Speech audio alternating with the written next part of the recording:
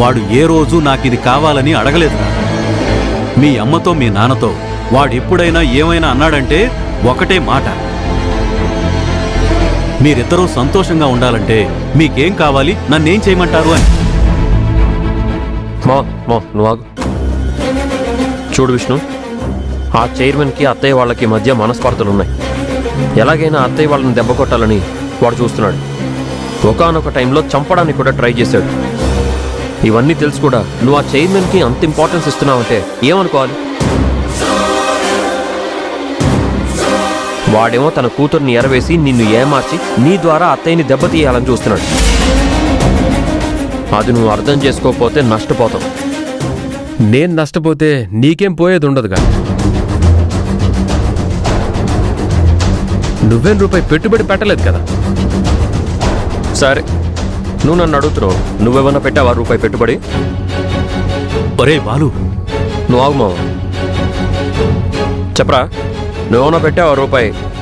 నువ్వు ఎన్ని రూపాయలు పెట్టావు చెప్పు. నేను పెట్టకపోతే మా నాన్న పెట్టాడు.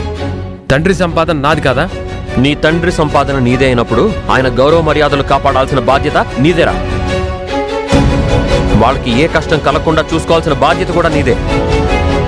బాధ్యత ఎరిగిన వాడికి అధికారాలు తీసుకునే హక్కు ఉంటుంది. ఇప్పుడు నా వల్ల వాళ్ళ మర్యాదలకు ఏం తక్కువ వచ్చాయంట? విష్ణు, ఆర్గ్యుమెంట్ అనవసరం. నువ్వు అత్తయ్యని పక్కన పెట్టి అవసరం లేని వాళ్ళని నెత్తికెక్కించుకుంటున్నావు కాబట్టి ఈ డిస్కషన్ చేయాల్సి వస్తుంది. ఫైనల్గా నీకు ఒకటి చెప్తున్నాను, నీకు వాళ్ళకి ఎలాంటి రిలేషన్స్ ఉన్నా, నీకు ఆ చైర్మన్తో ఎలాంటి కమిట్మెంట్స్ ఉన్నా నాకు అనవసరం.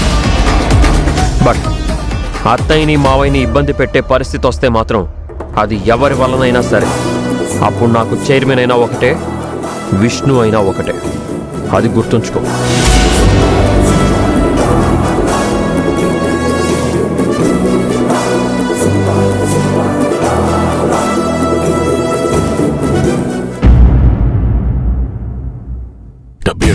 డెబ్బై తొమ్మిది, 80, 81, 82, 83, 84, 85, 86, 87, 88, 89, 90, 91, 92, 93, 94, 90, 96. అబ్బా, మళ్ళీ మర్చిపోయినదా?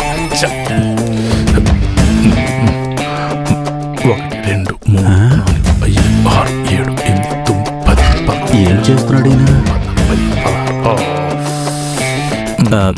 కొంపదీసి చిప్పేమైనా డ్యామేజ్ అయిందా? అక్క, పెద్దమ్మా రండి. ఏంటంజీ, ఏంటి, ఏమైంది?